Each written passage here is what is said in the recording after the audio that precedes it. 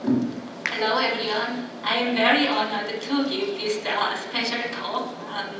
When Professor Shim, who is the session organizer, asked me for special talk, I thought about the topic and the contents for a long time.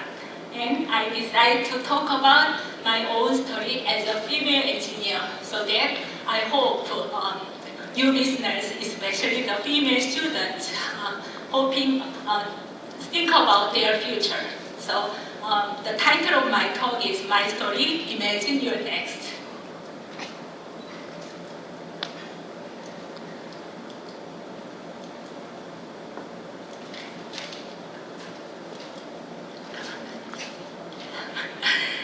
So this is the outline of my talk. I will talk about my journey as a female engineer, and I hope you imagine your future by observing others' journey.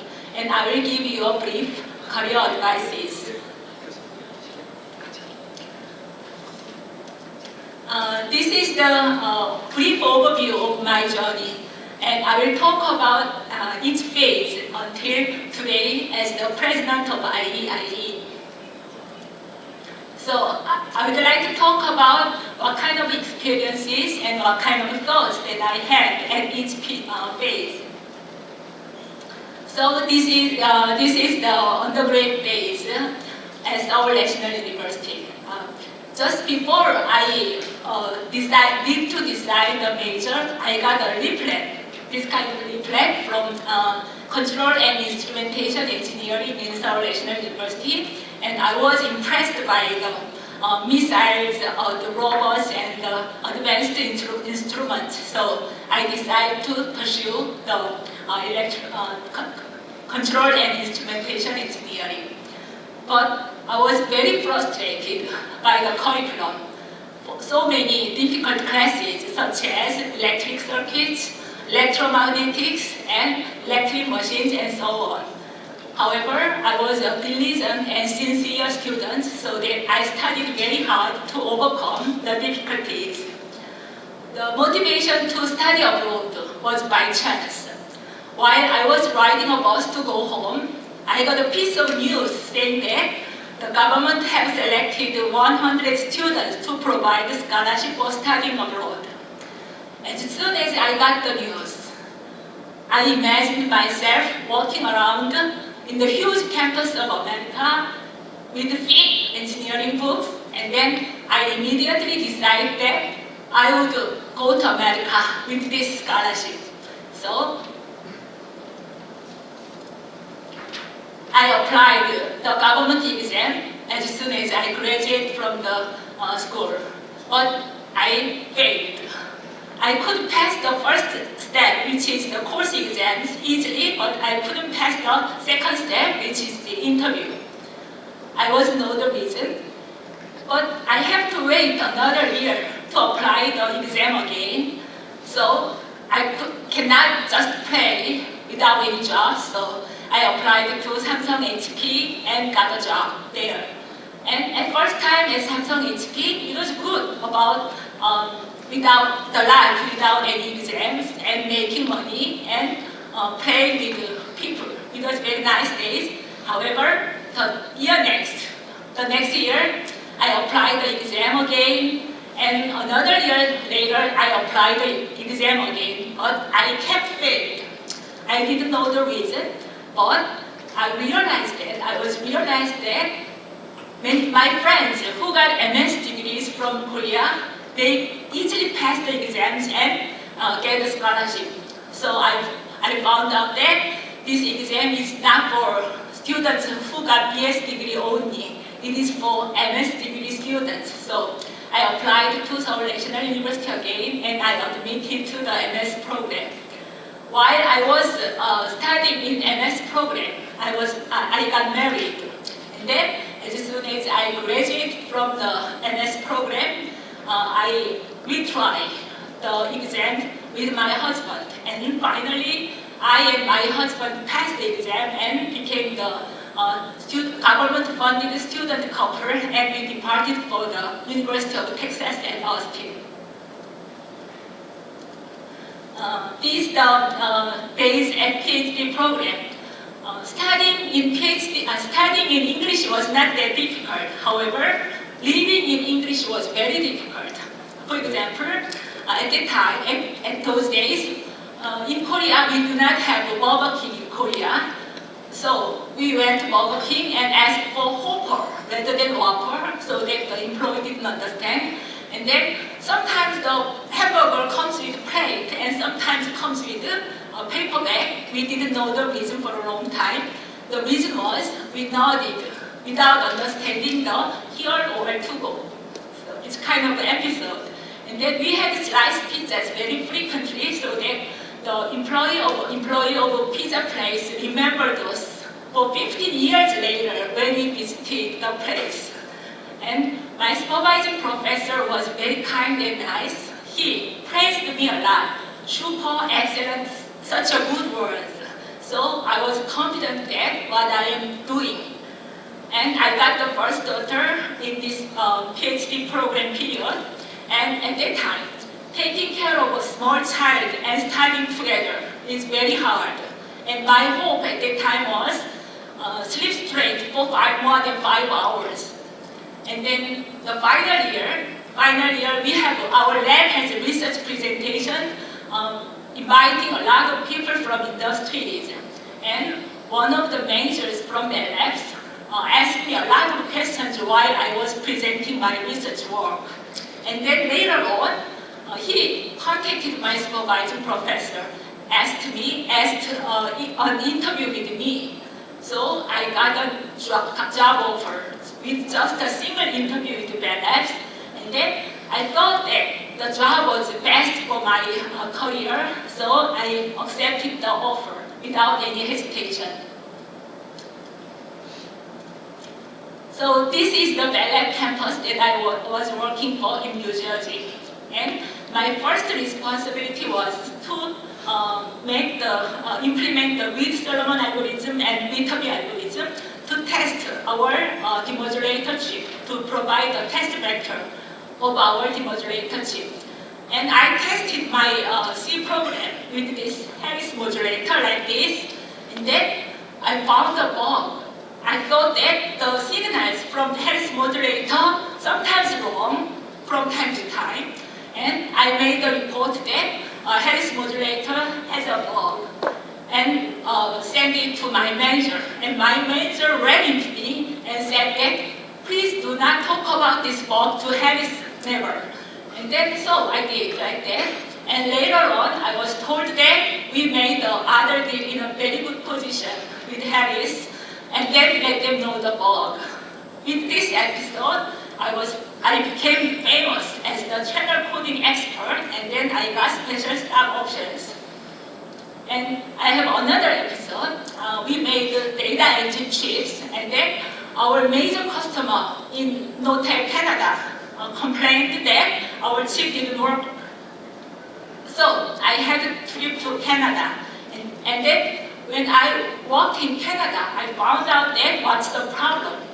The problem was our chip doesn't have any problem.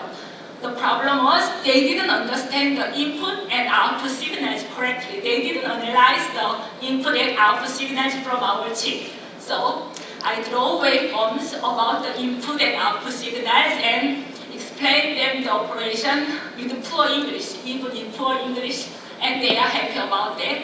When I came back from the trip, my manager said that she has talent to make people happy. I think this praise, this compliment was the best thing that I have ever got. I really want the people like that. And, sorry.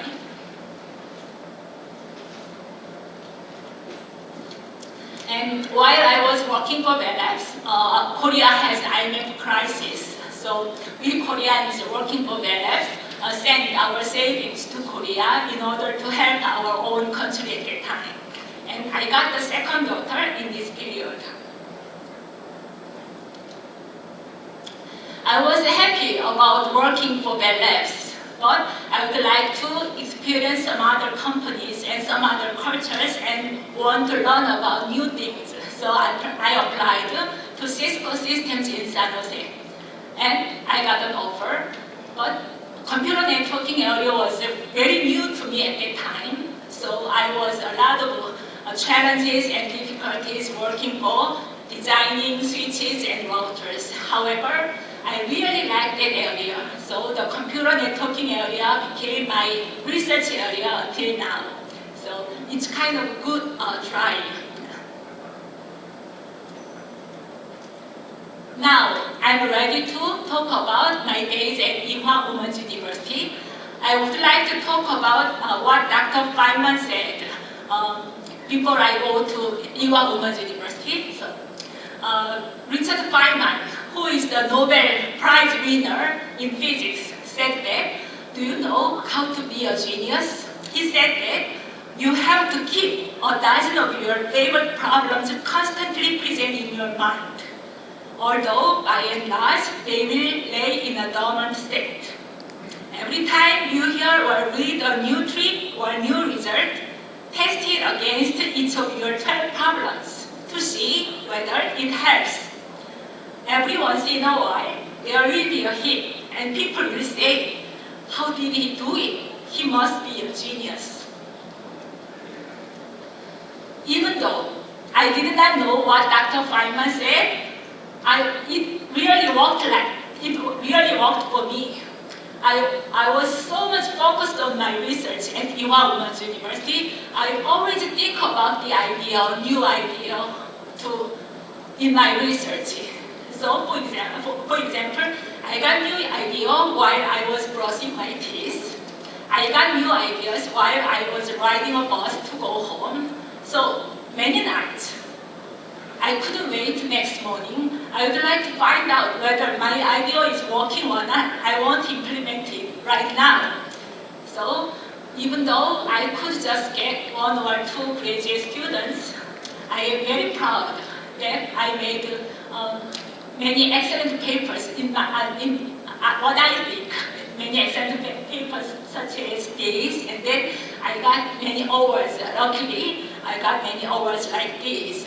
And up to now, I have 3 PhD students. So recently, who got PhD degree is over there. I also spent my time in administration work at university. I was the department head, I was the associate dean of College of Engineering, and I was the associate vice president and faculty and academic affairs, and I was the dean of College of Engineering until last January. And as the dean, I made a new way of recruiting more graduate students, such as first semester RA, preliminary graduate admission for excellent students. And then I would like to also encourage faculty members for their excellence, such as teaching, research, and project funding, and so on. I also got a huge funding from Haedong Science and Culture Foundation in order to remodel our library. I also have spent my time on community and academic services.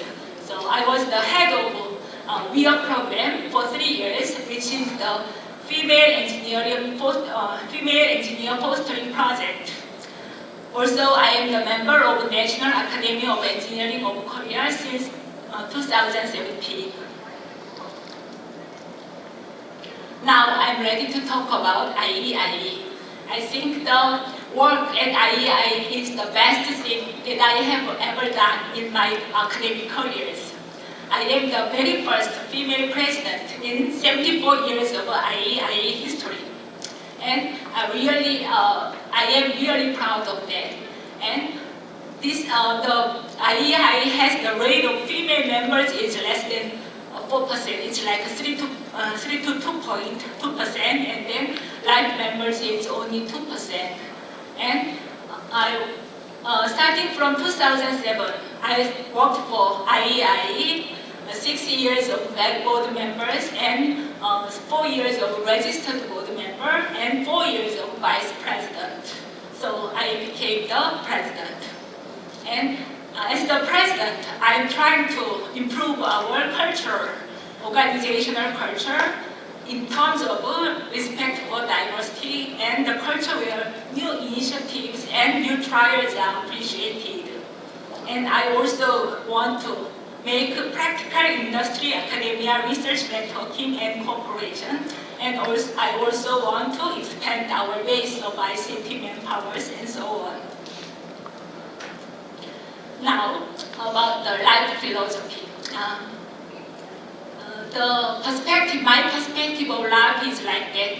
While I was doing what I like to do, I would like to use my talents for the public good and the public benefit. And then I was told about you need to think three things to lead a proper life: work, friendship with people, and play. So for work, my philosophy is to do it. The work, you need to do it when you don't have to do, which means that if the due date is close, it's hardly show the creativity. So I do work when I do not have to do. And then friendship with people, I would like to cherish the relationship once I am connected with others. And about the play, I'm trying to keep good condition by exercising, walking, and sleep well. And I sometimes write a daily journal to look back on my days. Now I'm ready to provide career advices.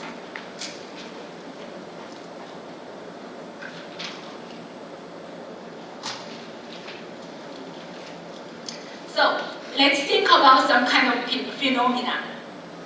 So female ratio of engineering students is 22% for BS, 19.8% for MS, and 13.4% for PhD. And female ratio of R&D in science and technology is less than 20%. And we have a high ratio of non-regular workers in female. So, which means that regular employee, in case of male, it is more than 81%. However, for female, it is less than 60%. And the economic ratio rate is sharply declined in early 30s for females. In this, you can see this line. You can see this line. While the male economic participation goes with black line. And then the rate of female professors in engineering college is just 3 to 7% at year 2018. And then according to the Diversity Committee report from Korea University, the rate of female professor is 16.1%. However, the rate of council member is 4.5% at year 2019. Now, let's think about the causes, why we have that kind of phenomenon. I think the first reason is that male-centered organizational culture with very few women. In this environment, females have difficulty in networking and not getting sufficient help in the process of work. So, females often late for information and difficult to lead opinions in decision-making process. So, they easily get passive attitude. And there are not many female managers in the organization, so the overall position of women is weak. And there are not enough support forces to raise females as a leader. And organizations tend to perceive parental leave as extra cost that they do not have to pay. And the second reason is that the career disconnection due to family caring.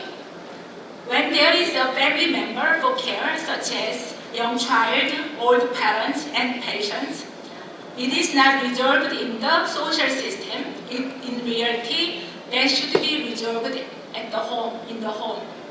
And people usually think that caring is considered the responsibility of women. And there is a social phenomenon that requires considerable information and time in educating the children. And another reason is that rigid employment and labor markets.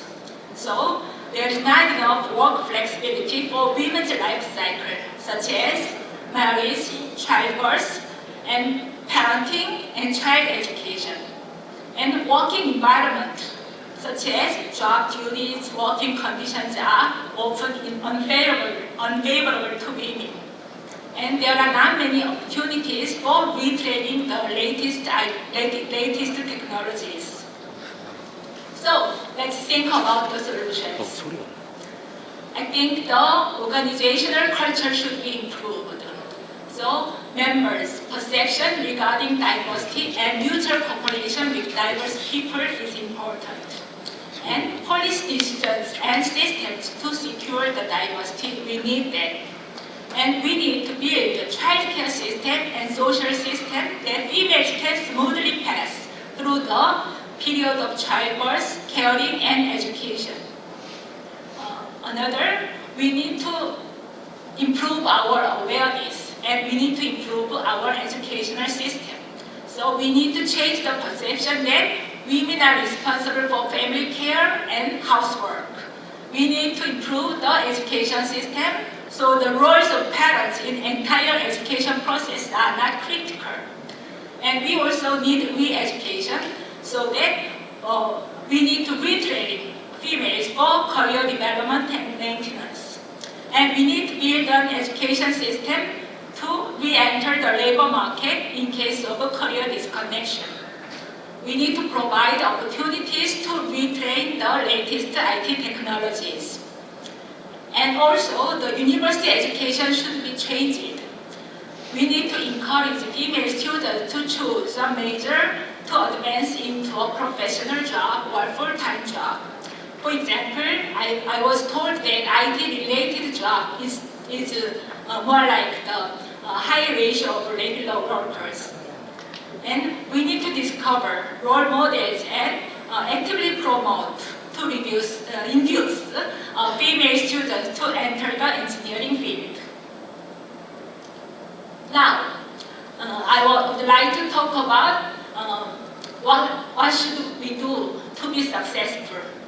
I think you have to choose the right job for yourself in terms of the philosophy of your life and nature of job, not for the income or not for the position, not for the power.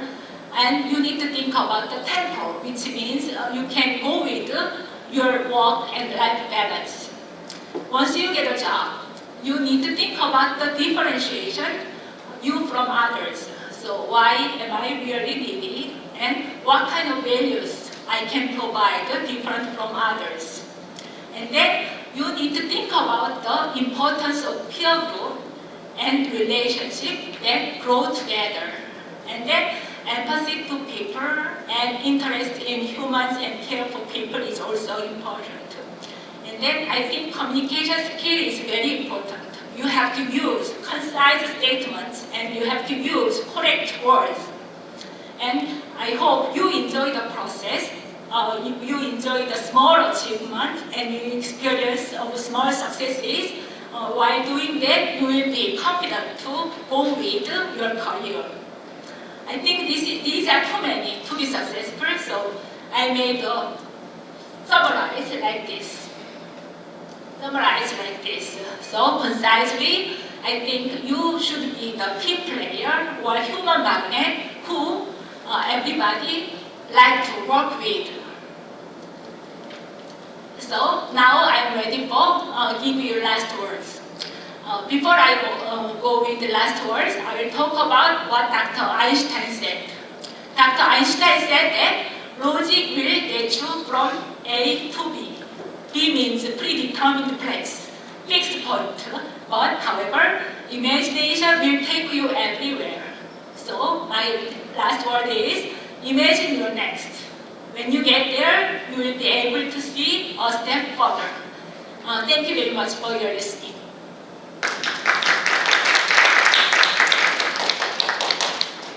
Thank you for your presentation. We are going to have a Q&A session. Yes, anyone have any questions? I have a question for you. I'd like to know, you present a lot of achievement during your lifetime. So when is the most passionate period during your whole lifetime? But I think it's very good question.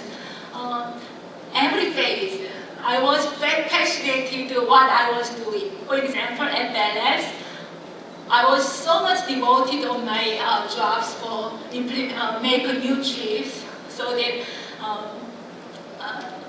in my brain I always think about that. And then at Cisco, I was challenging to learn about new areas such as computer networking, chip forwarding, engine chip. So I was very focused on that. And while I was working at IWA, I always think about new ideas in my research. So it's kind of every phase. I was so much passionate. Thank you. And another question, it's just a question for me. So I have 30 more years until retirement, and I want to know what is the most important thing that I need to keep in mind to be a good professor for next 30 years. Oh, that's a very good question, I think.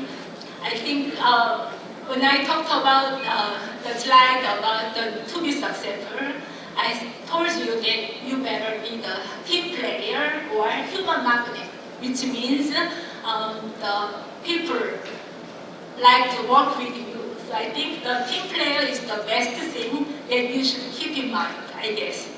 Thank you. Thank you very much. Let's give her big hands for her presentation. So we are going to have 10-minute break, but before having break, I'd like to announce the next session. That will be panel discussion titled as Work-Life Balance, the successful strategy of dual career couple. So let's get together after 10 minutes.